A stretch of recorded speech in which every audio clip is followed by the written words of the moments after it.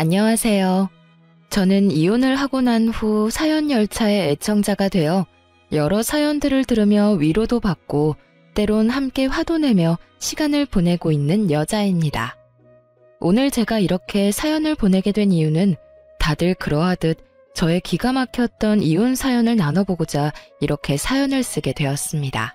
그럼 시작해 볼게요. 저와 남편은 결혼한 지 1년밖에 되지 않은 신혼부부였어요. 같은 회사 동료로 만나 오랜 시간 함께 지냈죠.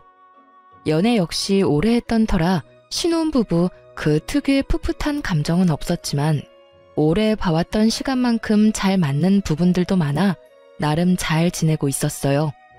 크게 다투는 일도 없었고 생활 패턴도 잘 맞았고요. 거기에다 친정뿐 아니라 시댁 역시 다른 지역에 있어서 저희 두 사람만 잘 지내면 다른 이유로 싸울 일은 전혀 없을 거라 생각했죠.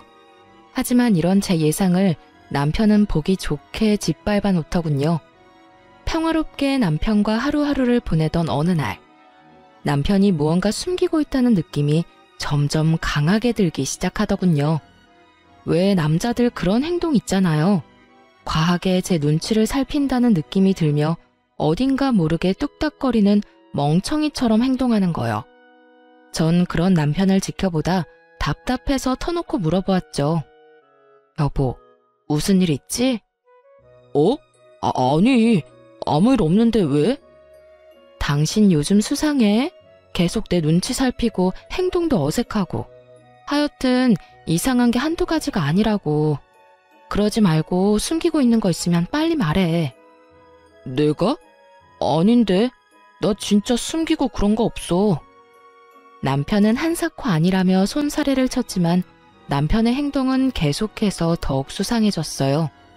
갑자기 전화를 화장실이나 제가 없는 곳에서 받는다거나 회사에선 점심을 함께 밥을 먹곤 했는데 이야기도 없이 점심시간에 사라져 한참 뒤에나 나타난다거나 등등 수상한 점이 한둘이 아니었어요. 남편의 그런 행동은 저와 인내심을 바닥치게 했고 결국 남편을 다시 추궁하기 시작했죠. 여보, 거짓말할 생각하지 말고 바른 대로 말해. 무슨 일이야? 무슨 일이길래 요즘 그렇게 수상하냐고. 제 말엔 짜증과 의심이 가득했고 남편은 더는 숨길 수 없다는 생각이 들었는지 머뭇거리더니 그간 무슨 일이 일어났는지 말하기 시작하더군요. 그게 사실은 우리 형 이혼하게 됐다네. 그것 때문에 이런저런 이야기 나누느라 정신이 없었어. 뭐? 이혼? 이렇게 갑자기? 요즘 계속 다툼이 잦다는 이야기는 듣긴 했는데 결국 이혼하기로 했다나 봐. 아기 없을 때 그냥 정리하기로 합의했다네. 아, 그래. 그런데 그걸 왜 숨겨? 나만 괜히 이상한 오해했잖아. 아무리 요즘 이혼에 관대하다고 한들 사실 이혼이 좋은 일도 아니고 당신한테 이야기 꺼내는 게 좀 조심스럽기도 하고 망설여지기도 했어. 마냥 숨길 수 있는 일이 아니긴 하지만 알 때 알더라도 굳이 내 입으로 알리고 싶지 않아서 아무 말 안 했던 건데 당신이 이상한 오해할 거라곤 생각도 못했어. 미안해. 괜히 혼자 이상한 상상하게 해서. 아, 그래. 당신 말 들어보니까 이해가 안 되는 건 아니네. 당신도 마음고생 많았겠어. 그래서 아주버님은 괜찮으셔? 점점 괜찮아지고 있는 것 같아. 다시 한번 미안해, 여보. 남편은 진심으로 저에게 미안하다며 사과를 해왔고 저는 괜찮다며 그 상황을 넘겼어요. 하지만 모든 사실을 털어놓은 남편의 얼굴은 여전히 어두웠고 전 단순히 혈육이 가슴 아픈 일을 겪어 저런가 보다 했어요. 다른 사람도 아닌 형이 이혼을 했다고 하니 동생 된 입장에서 많이 속상한가 보다 했는데 그게 아니더군요. 남편의 표정이 그런 데는 다른 이유가 있었고 그 이유는 시숙이 이혼 사실을 알리고 난 후 얼마 뒤부터 서서히 알게 되었어요. 시작은 시숙의 갑작스러운 등장이었습니다. 어느 날은 퇴근하고 집으로 돌아가 있는데 남편과 함께 시숙이 집에 있더라고요. 아무런 이야기도 못 들었던 터라 저는 당황할 수밖에 없었죠. 남편을 얼른 방으로 데리고 와 이게 어떻게 된 일인지 물었어요. 어떻게 된 거야? 아주버님이 왜 여기에 있어? 그게 형이 이혼하면서 회사를 옮겼다나 봐. 마침 회사가 이 근처라서 잠시만 신세 좀 지자고 하네. 뭐? 그걸 왜 이제 말해? 그런 중요한 일은 나하고 상의 정도는 했어야지. 어떻게 이런 문제를 당신 혼자 결정할 수가 있는 거야? 그것도 다른 문제도 아니고 한 집에서 생활하는 문제를. 내가 불편할 거란 생각은 안 하는 거야? 내가 오라고 한 거 아니야. 형이 신세 좀 지자고 했었는데 난 확답 준 게 없었단 말이야. 그냥 생각 좀 해본다고만 했지. 기회 봐서 당신한테 물어보려고 했었는데 형이 저러고 와버렸지 뭐야? 아, 정말 미치겠어. 물어보나 마나 당연히 안 되는 거잖아. 내가 어떻게 아주버님이랑 한 집에서 살아. 진작에 당신이 안 된다고 했어야지. 아, 나도 미치겠다고. 기회 봐서 안 된다고 하려고 했는데 저렇게 밀고 들어온 걸 어떻게 해. 다시 나가라고 할 수도 없고 말이야. 정말 미칠 지경이더라고요. 덜컥 짐부터 싸서 들어온 시숙과 벌써부터 시숙한테 잡혀 제대로 말도 못하는 남편. 저는 아무리 사정이 그렇다 한들 같이 사는 건 도저히 안 된다고 말하려는 순간 시숙이 우리 이야기를 엿듣고 있기라도 한 듯 노크를 하며 저를 부르는 소리가 들리더군요.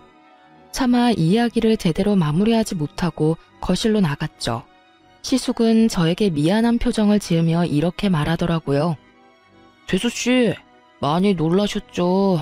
미안해요. 알다시피 사정 때문에 급하게 회사를 옮기는 바람에 아직 집을 못 구했어요. 하루빨리 집 알아봐서 나갈 테니 한동안만 좀 부탁드리면 안 될까요? 정말 미안합니다. 염치도 없고요. 이렇게까지 부탁을 하는데 무어라 할 말이 없더라고요. 면전에 대고 안 된다는 말도 도저히 나오지 않았고요. 그래서 전 하는 수 없이 알겠다고 했고 그렇게 생각지도 못했던 시숙과의 합숙이 시작되고야 말았습니다. 객식구의 등장에 집안일이 많아지겠구나 하며 걱정했던 우려와는 달리 시숙은 남편보다 더 섬세하고 다정했으며 집안일도 웬만한 가정주부보다 더 잘하더라고요. 설거지도 깨끗하게 잘할 뿐더러 청소도 얼마나 꼼꼼하게 잘하는지. 심지어 빨래도 색깔별로 척척하는데 오죽했으면 이런 남자랑 살면서 형님은 싸울 일이 뭐가 있었을까 하는 생각마저 들 정도였으니까요. 하지만 시숙의 그런 행동과는 별개로 불편한 건 어쩔 수 없는 일이었고 제가 할 수 있는 일이라곤 남편을 닥달하는 일뿐이었죠. 여보, 아주버님은 언제 나가셔? 금방 나갈 것처럼 말하더니 지금이 몇 달째야. 나 불편하단 말이야. 주말에 제대로 쉬지도 못하고 집에서 옷도 편하게 못 입고 다니고. 그게 슬쩍 말을 꺼내보긴 했는데 아직 마땅한 집이 없는 것 같더라고. 뭐? 이 판국에 다 따져서 집을 구한다는 게 말이나 돼? 대충 작은 원룸이라도 얻어서 나갈 생각을 해야지. 그러지 말고 당신이 다시 한번 말 좀 해봐. 나 진짜 너무 불편해서 그래. 알겠어. 다시 한번 말해볼게. 대답은 알겠다고 한 남편은 여전히 시숙에게 별다른 말을 하지 못하는 듯 했고 저는 또 그런 남편을 닥달하는 지겨운 상황이 반복되고 있었어요. 중간에서 이러지도 저러지도 못하는 남편의 상황이 아예 이해가 되지 않는 것도 아니었지만 이해가 된다고 해서 시숙을 한평생 끼고 살 순 없는 노릇이었으니 제 입장에선 어쩔 수 없는 행동이었죠. 저의 닥달에 남편이 곤란해 보이긴 했지만 애초에 이런 상황을 만든 것이 남편의 우유부단함 때문이었으니 사실 미안한 감정조차도 들지 않더라고요. 그렇게 남편과 저는 점점 관계가 소원해지고 있었어요. 그러던 어느 날 시모에게 갑자기 연락이 왔더라고요. 아가, 집이야? 네, 어머님. 집에서 쉬고 있어요. 아주버님은 볼일 있으시다고 나가셨고요. 그래? 나 결혼식 있어서 잠시 올라왔는데 온 김에 잠시 들리마. 조금 있으면 도착해. 네, 어머님. 조심해서 오세요. 시모의 갑작스러운 방문이 반갑기는 처음이더군요. 그도 그럴 것이 제가 이때껏 본 시모는 꽤 합리적인 사람이었기에 이 불편하고 말도 안 되는 상황을 정리해 줄 수도 있겠다는 일말의 기대가 있었기 때문이었죠. 하지만 그런 제 기대는 시모의 등장과 함께 산산조각이 나고 말았습니다. 집으로 들어선 시모는 저에게 따뜻한 눈빛을 보내며 제 손을 꼭 부여잡고선 이렇게 말하더군요. 아가야, 고생이 많지? 내가 다 한다, 다 알아. 내가 요즘 너한테 얼마나 고마운 줄 몰라. 아무쪼록 우리 아들들 앞으로도 잘 부탁한다. 맞잡은 손에서 식은땀이 다 나려고 하더군요. 아들들을 잘 부탁하다뇨. 전 시모의 손을 슬며시 빼내며 이렇게 말했어요. 아니에요, 어머님. 계속 같이 사는 것도 아니고 곧 집 구해서 나가신다고 했는데요, 뭘. 그러니 그렇게까지 말씀 안 해주셔도 돼요. 제 말에 시모의 표정이 의아하게 바뀌는가 싶더니 이내 남편을 바라보며 이렇게 말하더군요. 너 아직도 말 못했니? 아유, 너도 참 너다. 아직도 이야기 안 하고 도대체 뭐 했어? 시모의 말에 남편은 고개를 숙이며 아무 말도 못하고 있었고 이해하지 못할 상황에 저 역시 남편에게 물었죠. 이게 무슨 말이야? 나한테 못한 이야기가 또 있어? 어? 그런 거야? 말을 좀 해봐. 저는 불안한 예감에 남편을 닥달하기 시작했고 저의 닥달에 여전히 말이 없는 남편을 대신해 시모가 답을 주더군요. 에휴, 내가 이야기하마. 다름이 아니라 네 시숙 한동안 여기서 좀 더 살아야 할 것 같아.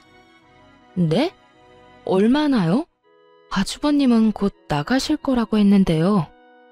그게 요즘 네 시숙 선보고 다니고 있어. 마음 맞는 사람만 나타나면 바로 결혼 진행할 거니까 그때까지만 좀 같이 살거라. 남는 방에 그냥 좀 같이 사는 건데 괜찮지? 이건 또 무슨 개떡 같은 소리인가 싶더군요.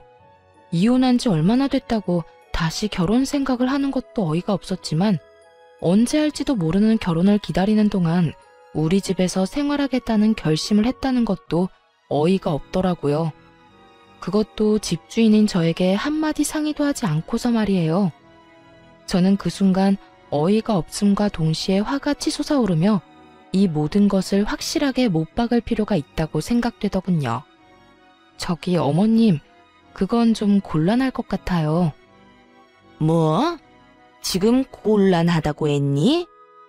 네, 사실 지금까지 같이 지내는 것도 저 좀 많이 불편해요. 주말에는 편하게 집에서 쉬고 싶은데 아주버님 계시니까 편히 쉬지도 못해요. 차림도 매번 신경 써야 해서 불편하기도 하고요. 애초에 길어도 한 달이겠거니 했는데 아무튼 전 좀 힘들 것 같네요. 너 혹시 생활비 때문에 그러니? 그런 거라면 걱정하지 마라. 내가 다달이 생활비 보내주마. 아니요, 어머님. 돈 때문이 아니라 말 그대로 불편해서 싫어요. 그리고 언제 세장가 드실지도 모르는데 어떻게 같이 산다고 할 수 있겠어요? 아무튼 여러모로 힘들 것 같네요. 죄송해요. 저는 단호하게 저의 뜻을 전했고 그런 저의 태도에 시모는 섭섭한 기색을 내비치긴 했지만 어떻게 해서든 저를 설득하려 애써 화를 억누르며 말하더라고요. 예, 그러지 말고 다시 생각해봐. 괜히 나가서 돈 낭비할 바엔 여기서 같이 지내면 돈도 아끼고 가족끼리 붙어 살면서 가족 정도 들고 얼마나 좋니? 죄송해요, 어머님. 아무리 그러셔도 전 힘들 것 같아요. 시모가 친절하게 설득하든 간절하게 설득하든지 간에 저는 뜻을 굽히지 않았고 점점 시모의 얼굴이 일그러지던 그 순간이었어요. 현관문이 열리며 외출해서 돌아온 시숙이 집으로 들어왔고 심상치 않은 분위기에 빠르게 상황을 살피더니 시모에게 핀잔을 주기 시작하더군요. 어머니, 또 그런 말도 안 되는 소리 하셨어요. 저 손 안 본다니까요. 재수씨, 저 여기서 계속 지낼 생각 없으니까 어머님 말씀은 잊어주세요. 오늘도 집 보고 왔는데 꽤 괜찮은 것 같아서 한 번만 더 보고 계약하려고 해요. 시숙은 듣지 않아도 무슨 상황인 줄 알겠다는 듯 다급히 저를 안심시키기 시작했고, 그런 시숙의 말을 들은 시모는 언짢은 기색을 숨지 않고 저를 나무라더군요. 너 하나만 이해하면 되는 일인데 그걸 못 참니? 이게 뭐니? 괜히 아까운 돈만 낭비하게 생겼잖니? 가족끼리 좀 같이 사는 게 뭐가 불편하다고 저 유난인 건지? 정말 시모의 말을 듣고 있는데 하고 싶은 말들이 목젖을 마구 때리고 있었지만 꾹 참았습니다. 이미 시숙은 조만간 나가겠다는 말을 뱉어냈고, 제가 여기에서 입을 더 열어봤자 시모하고 싸우기밖에 더 하겠냐는 생각에서였죠. 그런 저의 의중을 읽은 남편은 황급히 시모를 배웅하고 나섰고, 시숙은 시모를 끌고 가다시피 데리고 나가며 터미널로 모셔다 드리겠다고 하더군요. 이런 남자들의 행동을 보니 그 어이없는 제안은 그저 시모 혼자만의 계획이었구나 싶긴 했지만, 남편에게 화가 나는 것은 어쩔 수 없더라고요. 여보, 정말 매번 이럴 거야? 이런 이야기는 빨리 나한테 말했어야지. 그게 도저히 입이 안 떨어져서 그랬어. 당신은 이 상황을 빨리 정리하고 싶어하고 엄마는 엄마대로 계속 난리고, 형은 자기가 알아서 한다고 나보고 잠자코 있으라고 그러고, 나도 여러모로 힘들었다고. 하여튼 당신한텐 미안해. 괜히 우리 형 때문에 이런 일이나 겪게 하고 말이야. 그걸 말이라고 해? 당신 원래 이렇게 우유부단한 사람이었어? 어머님, 아주버님한테 당신이 딱 잘나서 안 된다, 빨리 나가달라고 한마디만 하면 이런 일이 벌어지는 일도 없을 거 아니야. 당신이 매번 우물쭈물 아무 말도 못하고 그러니까 두 사람 다 긍정으로 알아듣고 이러는 거 아니야. 당신 말이 다 맞아. 미안해. 내가 애초에 잘 대처했어야 했는데 나도 내가 이렇게까지 우유부단한 사람인 줄 몰랐어. 미안해, 여보. 우유부단의 끝인 남편을 붙잡고 이야기해봤자 달라질 것은 없어 보였죠. 반성하는 남편의 모습과는 무관하게 매번 상황을 이렇게 만들고야 마는 남편의 모습에 실망과 함께 짜증이 깊숙이 올라오더라고요. 모든 상황이 다 짜증이 가득했지만 제가 잘못한 것 하나 없는 이 상황에서 오로지 저만 나쁜 년이 되는 그 상황이 특히나 더 짜증이 나더군요. 이러나 저러나 시숙이 나가기만 하면 다 해결될 상황이었고, 그랬기에 전 시숙이 나갈 날만 손꼽아 기다리고 있었죠. 하지만 이런 제 바람과는 달리 금방이라도 나갈 것만 같던 시숙은 이사한다는 소식이 없었고, 남편은 점점 굳어져가는 제 눈치만 살피고 있더라고요. 그런 남편의 행동이 수상했지만 더 숨길 것이 있을까 하는 생각에 남편을 추궁하지 않고 그저 상황을 살피고 있었어요. 그렇게 남편을 주시하고 있던 어느 날, 격리부에 있는 동료 친구가 다가와 걱정스러운 표정으로 말을 걸더라고요. 혜선아, 집에 무슨 일 있어? 응? 일? 무슨 일? 왜? 나 무슨 일 있대? 아니, 네 남편. 이번에 퇴직금 정산해서 받아갔어. 대출도 알아보고 있는 것 같던데 도대체 무슨 일이길래 그 큰돈이 필요한가 싶어서. 이건 또 무슨 일인가 싶더군요. 퇴직금만 해도 금액이 꽤 될 텐데 그것도 모자라 대출까지.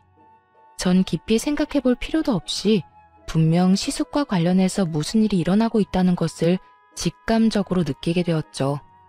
그러면서 전 제가 모르는 무언가가 많다는 것이 확실해지며 이 모든 물음표 가득한 상황을 해결해 줄 사람은 시숙과 이혼한 형님뿐이라는 생각이 들더라고요. 그래서 전 염치불구하고 이혼한 형님에게 전화를 걸었죠. 형님, 오랜만이죠. 갑자기 연락해서 죄송해요. 죄송은 무슨, 괜찮아. 동서, 무슨 일 있어? 그게... 형님, 아주버님이랑 왜 이혼하셨는지 여쭤봐도 될까요? 저의 돌직구적인 물음에 형님은 한참 망설이는가 싶더니 무거운 입을 떼더군요. 그 인간 바람 피우고 있었어. 잠깐의 실수도 아니고 꽤 오랫동안 만나왔더라고. 나한테 다 들킨 뒤에도 미안하다는 말은커녕 도리어 큰 소리치면서 이혼하자고 해서 해줬어.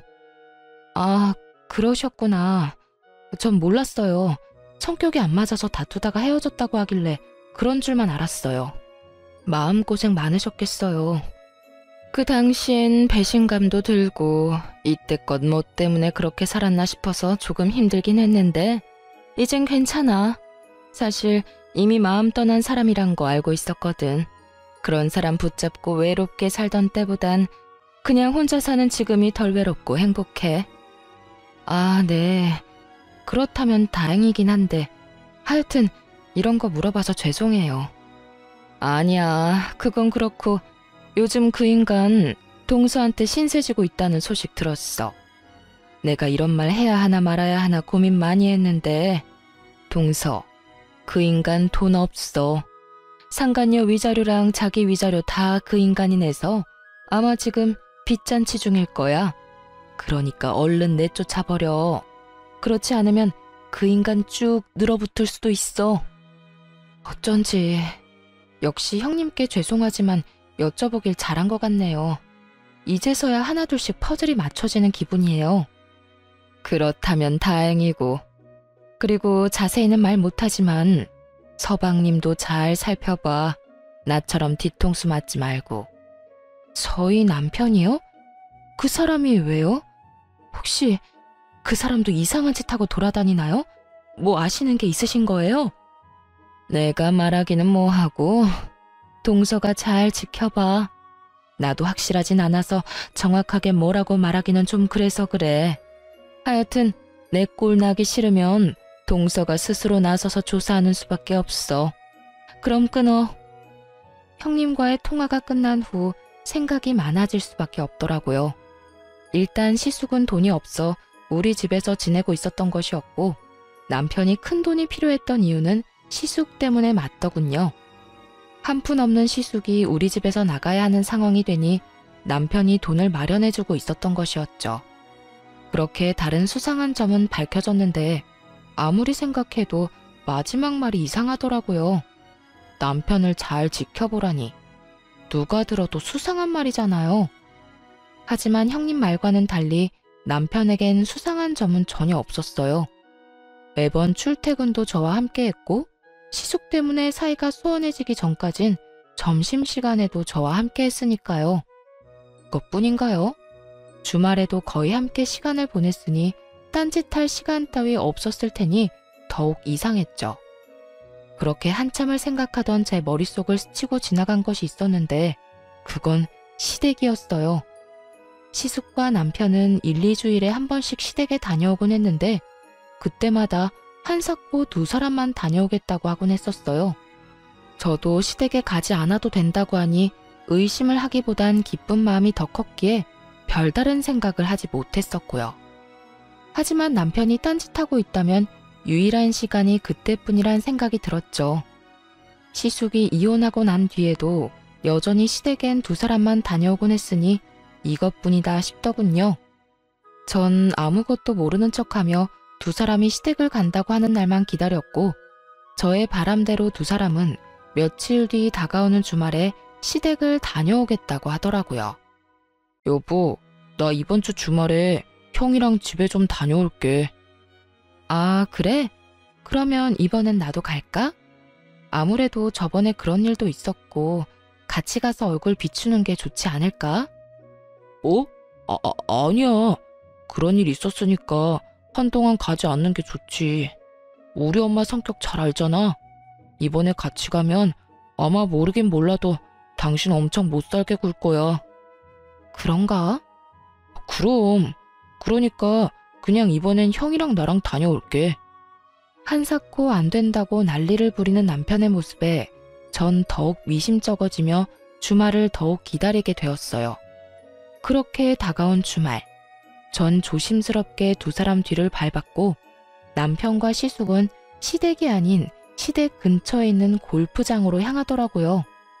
골프장이 가까워질수록 전 그동안 속았던 제가 한탄스러우면서도 그저 기분 전환차 골프를 치러 가는 것이길 얼마나 바라고 또 바랐는지 모릅니다. 하지만 저의 이 바람이 처참히 무너져버리는 것은 순식간이었죠. 골프장 주차장에 멈춰섰고 골프장 입구에 기다리고 있는 두 여자를 향해 시숙과 남편이 다가가더군요. 딱 보기에도 어려 보이는 두 여자. 그중 한 여자는 시숙과 아주 깊은 관계인 듯 만나자마자 어깨에 손을 두르며 걸어갔고, 남편과 남은 한 여자는 멋쩍은 듯 가벼운 눈인사를 나누곤 시숙과 여자의 뒤를 따르더라고요. 그 모습에 안도라는 걸 하는 제가 얼마나 한심했는지 모릅니다. 남편이 저를 속이고 모르는 여자와 골프장이나 다닌다는 배신감보다 그 여자와 대면대면한 사이라는 것에서 오는 안도감이 더 크게 느껴진다는 것이 저를 비참하게 만들어 눈물이 나더라고요. 그렇게 전 눈물을 훔치며 오랜 시간 남편이 나오길 기다리고 또 기다렸어요. 2시간 뒤 주차장으로 나온 남편의 모습은 제 안도감을 한 방에 뻥 하고 날려버리더군요. 들어갈 때와는 달리 남편은 그 여자와 어색하기는커녕 누가 보아도 다정한 연인의 모습으로 나오고 있었고, 혹시나 했던 저의 믿음과 안도감은 그야말로 산산조각이 나고야 말았죠. 다른 건 몰라도 이혼만큼은 제 인생에 없을 거라고 생각했는데, 살짝 열린 창문 틈으로 들리는 남편과 그 어린 여자의 대화 소리는 저를 무너지게 만들었습니다. 자기야, 이제 어디 갈 거야? 어디 가긴 좋은 데 가야지. 밥부터 좀 먹을까? 뭐 먹고 싶은 거 있어? 먹고 싶은 거보단 갖고 싶은 건 많은데. 그러면 쇼핑부터 하고 밥 먹으러 가자. 정말? 쇼핑도 시켜주는 거야? 자기 진짜 최고다. 이 정도야 뭐. 대신 또 만나자고 연락하거나 내가 연락하지 않았는데 먼저 연락하면 안 돼? 알겠지? 알겠어. 그런데 자기 결혼 안 한 거 맞지? 애인도 없다고 했고. 그러면 그냥 나랑 쭉 만나면 안 돼? 난 자기 정도면 좋은데. 난 결혼 생각도 없고 한 여자한테 얽매여서 살고 싶지도 않아. 자, 얼른 가자. 나 슬슬 배고파지려고 해. 얼른 살 거 사고 밥 먹자. 알겠어. 가자. 남편은 얼굴색 하나 바뀌지 않고 미혼인 척하고 있더군요. 그간 천연덕스럽게 저를 속이며 기만한 것도 모자라 외간 여자들한테 돈을 써대며 이런 더러운 짓을 벌이고 돌아다닌 현장을 제 두 눈으로 목격하니 이혼 말고는 답이 없다는 생각이 들더군요. 그날 이후 전 남편과 시숙이 벌이는 돈 문제부터 외도까지 모든 것을 모른 척하며 천연덕스럽게 두 사람을 대하기 시작했어요. 물론 뒤로는 이혼을 준비했고, 이혼 준비와 함께 남편에게 사람을 붙여 뒷조사를 시작했어요. 한 여자와 깊은 관계를 맺고 있는 시숙과는 달리 남편은 그날 다른 여자들과 하루뿐인 만남을 즐기고 있더라고요.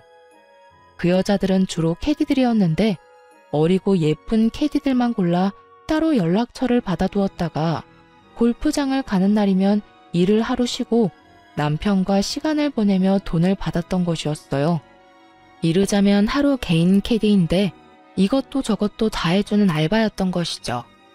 이혼을 준비하는 그 몇 달 동안에도 남편을 스쳐간 여자는 한둘이 아니었고, 사진 속 여자들이 다 다르다는 사실이 저를 더욱 경악스럽게 만들었죠. 한 여자에게 푹 빠져 헤어나오지 못하는 상황이 아니라는 것을 다행이라고 해야 할지 헷갈릴 지경이었으니까요. 어찌되었든 외도의 증거들은 확실했고, 시숙 역시 남편이 무사히 대출을 다 받아주었는지 어느 날 저에게 감사의 인사를 전하며 이렇게 말하더라고요.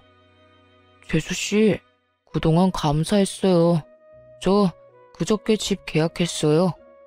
아, 그러세요? 집은 마음에 드세요? 예, 회사랑도 더 가깝기도 하고, 무엇보다 이제 재수씨한테 피해 안 드려도 돼서 그게 마음이 편하네요. 그동안 말씀은 못 드렸지만 참 죄송했거든요. 아, 네. 어찌되었든 무사히 이사해서 다행이네요. 예, 다시 한번 재수씨 감사해요. 어찌나 예의도 바르게 감사를 전하던지 소름이 다 끼치더라고요. 앞에선 저렇게나 예의 바르고 인성 바른 척을 하고 뒤에선 제 남편과 함께 아무 여자나 만나고 돌아다녔으니 말이에요. 하여튼 전 시숙이 이사 나가는 날을 이혼 통보의 디데이로 결정했고 대망의 그날 짐가방을 챙긴 시숙은 사람 좋은 얼굴로 다시 한번 감사의 인사를 건네더군요. 재수씨, 그동안 감사했습니다. 전 이만 가볼게요. 전 시숙이 인사를 건네는 순간 새벽에 미리 싸놨던 남편의 짐가방을 꺼내와 남편에게 건네며 이렇게 말했어요. 당신도 같이 나가. 이거 당신 짐이야. 제 말엔 남편과 시숙은 놀란 토끼 눈을 하고 저를 바라보더라고요. 전 그런 남편에게 다시 한번 짐가방을 밀어줬고 남편은 도저히 그 상황이 이해가 되지 않는 건지 저에게 상황을 물어오더군요. 그게 무슨 말이야? 나도 나가라니. 이 짐가방은 또 뭐야? 말 그대로야. 당신도 지금 당장 이 집에서 나가줘. 난 이제 당신같이 더러운 인간이랑은 한순간도 같이 못 살아. 사이 좋은 형제답게 지금 이 길로 당신 형 따라가. 더럽다니. 내가 무슨 짓을 했다고 그렇게 심한 말을 해? 당신 어디 아파? 아니, 꿈이라도 꿨어? 갑자기 왜 이러냐고. 도무지 상황 파악을 하지 못하는 남편과 눈치만 살피고 있는 시숙. 저는 두 사람에게 그간 모아뒀던 사진 중 일부를 남편과 시숙에게 보여주었죠. 증거들을 본 두 사람은 얼굴이 사색이 되어가고 있었고 전 그런 두 사람에게 이렇게 말했어요. 내가 도대체 어디까지 알고 있는지 궁금하지? 나 당신이 생각하는 것보다 훨씬 더 많아. 당신 퇴직금도 미리 정산받고 대출도 받았지? 아마 그 돈으로 당신 형 집 구해줬을 테고. 그걸 어떻게... 여보, 내 말 좀 들어봐. 그런 게 아니라... 또 거짓말 하려고 그래? 내가 무슨 바본 줄 알아? 아, 됐다 됐어. 어찌되었든 난 당신이랑 같이 못 사니까 이혼하고 집 정리될 때까진 당신이 그렇게나 사랑하는 형 집에 가서 살아. 내가 여기서 지낼 거니까.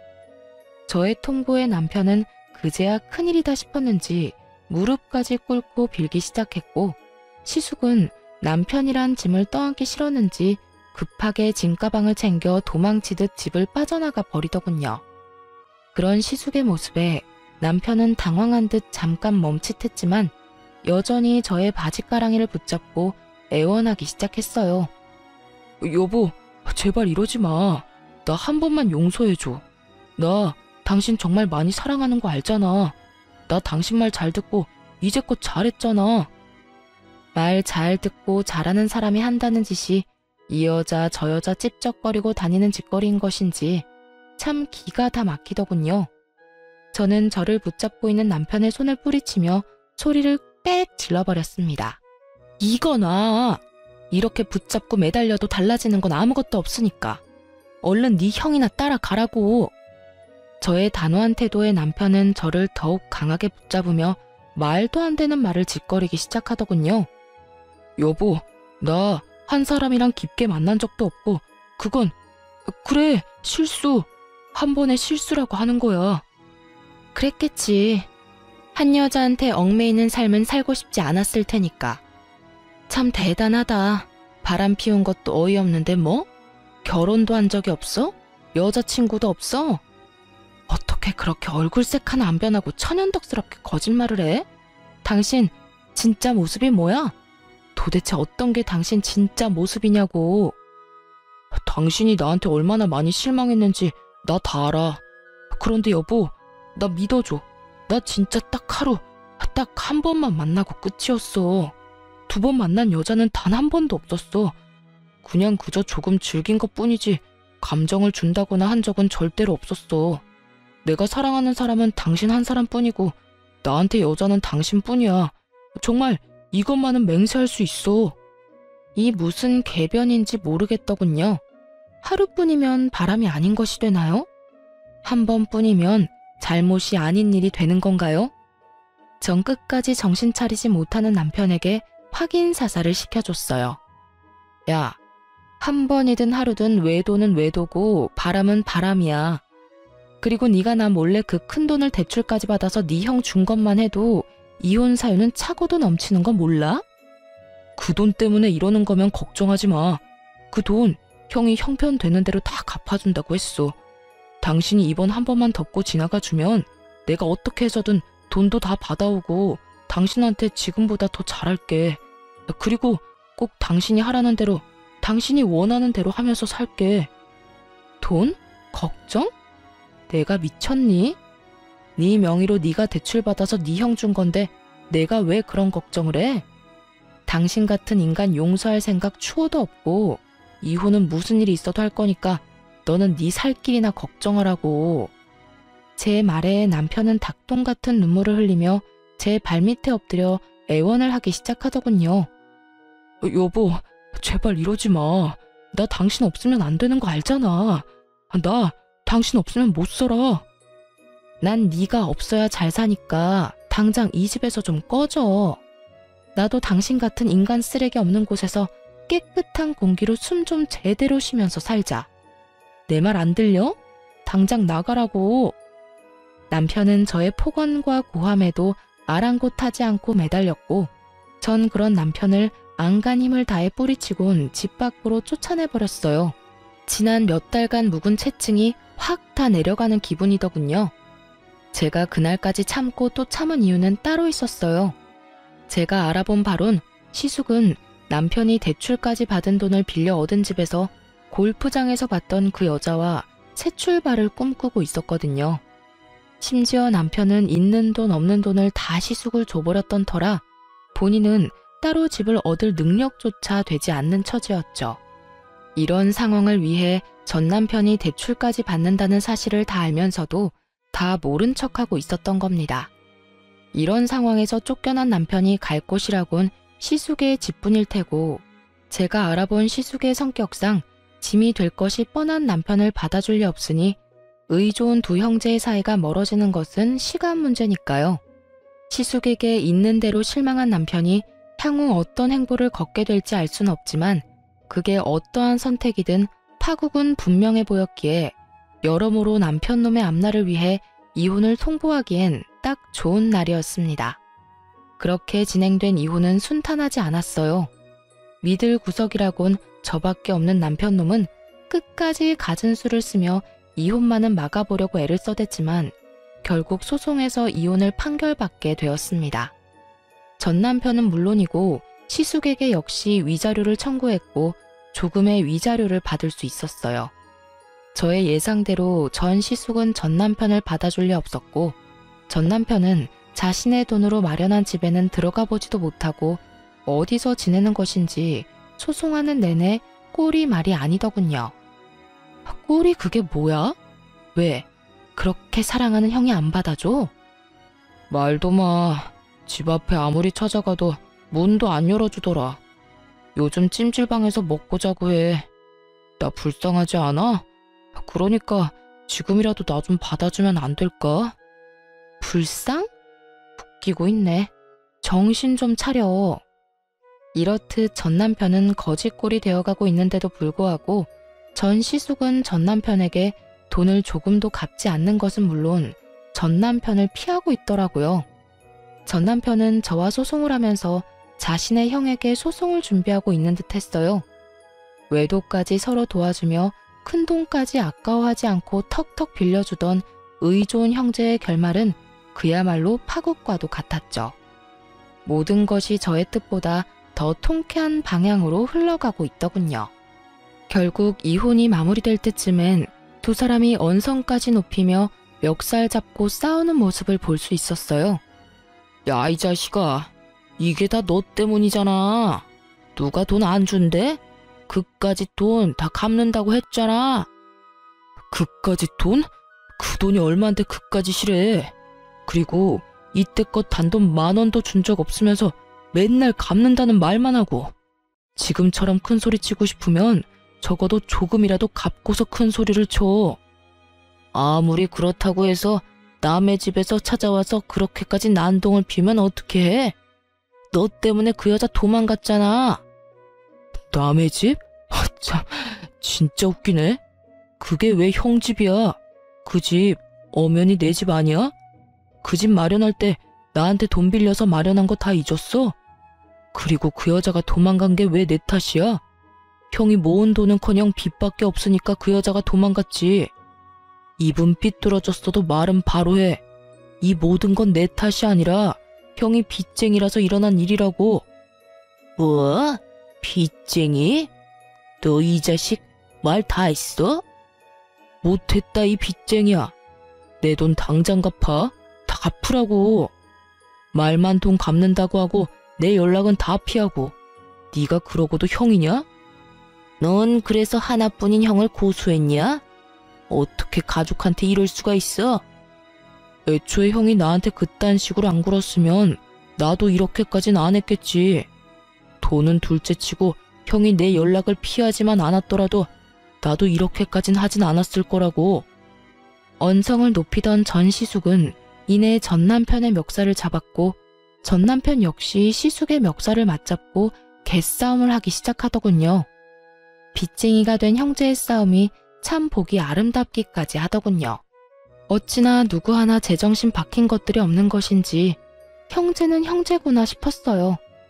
그렇게 이혼이 마무리되고 전 시숙의 소식은 들을 수 없었지만 전 남편은 회사가 같았던 터라 어쩔 수 없이 얼굴을 계속 봐야만 했었죠. 이미 끝난 사이이긴 하지만 한 회사에서 듣고 보고 지내려니 참 그것만큼 곤욕은 또 없더군요. 마주칠 때마다 불쌍한 표정으로 인사를 건네는 것으론 부족했는지 뻔뻔하게 부탁이라는 걸 하더라고요. 여보, 잘 지내? 여보는 무슨? 너랑 나랑 이혼한 거 잊었어? 누구한테 여보래? 그리고 눈 없어? 아주 잘 지내고 있는 거 안 보여? 너무 날카롭게 굴지 마. 나 요즘 힘들어. 네가 힘든 거랑 나랑 무슨 상관이라고 말을 걸어. 왜? 네가 힘들다고 불쌍한 척하면 내가 눈물이라도 흘리면서 위로라도 해줄 거라 생각했어? 그런 게 아니라 사실 나 당신한테 부탁이 있어. 이야, 진짜 뻔뻔하다. 이 와중에 나한테 부탁까지 한다고? 당신한테 정말 면목 없는데 나 맡고 있는 프로젝트 좀 도와주면 안 될까? 뭐? 당신도 알잖아. 지금 내가 맡은 일이 얼마나 중요한지. 이 일 처음에도 당신이 큰 틀 잡아줬었잖아. 그 덕에 진행도 잘 되고 있었고. 그런데 알다시피 내가 요즘 형 문제도 있고 당신 도움도 없으니까 일이 진행이 잘 안 돼. 그래서 지금 나한테 이혼한 전 남편이 부귀영화를 누릴 수 있게 일 좀 도와달라. 이거야? 부귀영화보다는 회사에 손해를 끼치면 안 되니까 그러니까 좀 도와달라는 거지. 다 회사를 위해서 말이야. 이 인간은 참 끝까지 뻔뻔하기 짝이 없다는 생각이 들더군요. 어떤 뇌구조를 가지고 살면 이런 상황에 일까지 도와달라는 말을 할 수가 있는 건지 참 대단하게도 파렴치한 인간이다 싶었어요. 전 그 인간 말종에게 딱 잘라 거절하며 쏘아 붙여주었죠. 회사 같은 소리 한다. 너 자신을 위해서겠지. 내가 진짜 바본 줄 아나. 너 내가 이 여자 저 여자 만나고 돌아다니다가 이혼당한 거 회사에 소문 안 낸 것만 해도 고마운 줄 알아. 한 번만 더 나한테 아는 척하거나 이런 부탁도 하는 날엔 우리 이혼 사유 회사에 모르는 사람 없도록 소문 쫙 내줄 테니까 그런 줄 알고 나한테 눈길도 주지 마. 알겠어? 제가 이렇게까지 몰아붙이자 전 남편은 그제야 본색을 드러내기 시작하더군요. 야, 너 진짜 너무한 거 아니야? 그깟 일 좀 도와주면 어디가 덧나냐? 하여튼 네가 이딴 식이니까 내가 밖에서 그런 짓거리나 하고 다닌 거야. 알겠어? 아, 그 모든 게 다 내 탓이라고? 그러면 그게 내 탓이겠어? 내가 오죽했으면 그랬겠어? 네가 이딴 식으로 남자 알기를 개똥으로 알고 막대하니까 내가 밖에 나가서 딴 여자 만난 거야. 그러니까 회사에 소문내기만 해. 내가 가만 안 있을 테니까. 이런 미친놈을 봤나? 어디서 되지도 않는 협박질이야. 너 진짜 정신 바짝 차릴 수 있게 인생 땅바닥에 곤두박질 치게 만들어줘? 내가 못해서 가만히 있는 줄 알아? 굳이 내가 내 손, 내 입 더럽히면서까지 노력 안 해도 너 스스로가 알아서 곤두박질 칠 거라서 가만히 있는 거야. 그러니까 애써 잘 참고 있는 사람 건드리지 말고 나한테 이렇게 헛소리할 시간에 가서 일이나 해. 네 말대로 회사에 팩 끼치지 말고. 저는 전 남편을 무섭게 노려보며 쉬지 않고 말들을 쏟아냈고 전 남편은 할 말이 없었는지 저를 노려보다 뒤를 돌아가 버리더라고요. 그 뒷모습에서 그놈의 앞이 훤히 보이더군요. 전 남편이 맡은 일은 저의 아이디어에서 나온 일이었고 전 남편의 진급을 위해 제가 발벗고 나서 도와주던 일이었어요. 이혼을 할 당시 회사에서 보기 싫은 마음이야 굴뚝이었기에 확 회사에 소문을 다 내버릴까 고민하지 않았던 것은 아니었지만 전 남편의 능력으론 이번 일을 무사히 마치지 못할 것이라 확신했기에 굳이 제 입 더럽혀가면서까지 소문을 내지 않았던 거죠.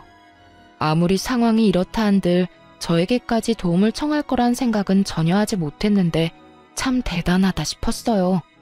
하여튼 전 남편은 저의 예상대로 일을 보기 좋게 말아먹어버렸고 그 덕에 회사에서 온갖 서름과 눈칫밥은 혼자 다 먹게 되었다고 하더라고요. 그뿐만 아니라 바로 아래 후임에게도 보기 좋게 밀리는 처지가 되어버리자 더는 버틸 수가 없었는지 자진해서 사표를 쓰고 회사에서 나가버리더군요. 얼마나 고생을 했는지 마지막으로 본 전 남편의 몰골은 말도 못할 만큼 형편이 없었어요. 그리고 회사를 그만두고 난 후에도 시숙과 돈 문제가 말끔히 해결되지 않았는지 이리저리 신세를 지며 살고 있다는 이야기를 들을 수 있었어요. 그 후론 전 남편의 소식은 들을 수가 없었고 그렇게 지긋하던 그 인간과의 인연도 끝이 났습니다. 전 요즘 회사 측의 배려로 제주도에서 지내며 근무를 하고 있어요. 오랜 버킷리스트처럼 꿈꿔왔던 제주살이를 회사에서 마련해준 숙소에서 회사까지 온전히 다니며 살 수 있다니 요즘처럼 좋은 날들이 또 없을 거란 생각이 들곤 하네요. 사실 제주도에 발령받았을 때 기쁘기도 했지만 아는 사람이 전혀 없어 외롭거나 우울해지면 어떡하지? 하는 생각이 들기도 했어요. 하지만 지인들이 주말마다 놀러와주는 바람에 그런 기분을 느낄 새도 없이 즐거운 나날들을 보내고 있어요. 제가 남편 복은 없어도 친구 복은 있는 것 같지 않나요? 하여튼 요즘은요, 마음이 편하고 하루하루 지내는 삶도 즐거우니 일의 능률도 더 오르는 것 같고 삶의 질이 많이 향상된 기분입니다. 가끔 친구들이 오지 않는 주말엔 이리저리 산책로를 찾아다니는 것도 큰 힐링이 되고 있어요. 언젠가 다시 서울지사로 돌아가기 전까지 부지런히 좋은 곳을 다니며 지금까지 남은 상처받은 마음을 잘 치유해 보려고요. 이로써 저의 긴 사연은 끝이 났습니다. 어떠셨나요? 많이 답답하셨을까요? 처음에 전 남편의 본 모습을 알게 되었을 땐 처음 겪어보는 슬픔과 절망에 시달렸던 것 같아요. 특히나 이혼이라곤 생각지도 못했던 터라 더욱 충격이 크기도 했죠. 하긴 누가 행복해지려고 하는 결혼에서 이혼을 상상이나 했겠어요. 어쨌든 그랬던 제가 이혼을 하게 되고 처음엔 막막했던 것도 사실입니다. 하지만 지금은 그 누구보다 행복하고 제 삶에 만족하면서 살고 있어요. 앞으로도 행복 가득한 제 삶을 위해 다들 응원해 주실 거죠? 그럼 감사한 마음으로 저는 물러가 보겠습니다. 저의 긴 사연 들어주셔서 감사합니다. 행복하세요.